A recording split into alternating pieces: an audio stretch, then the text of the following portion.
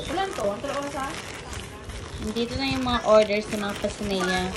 Sabay. Ay. Ulan to rin.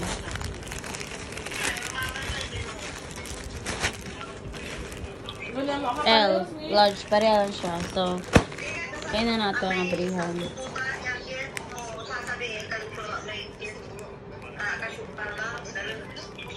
Be, hawakan mo nga, Be. Please, sorry. Thank you.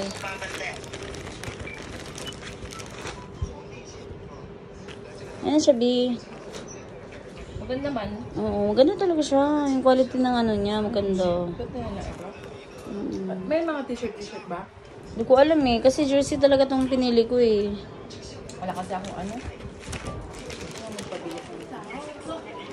Maganda yan.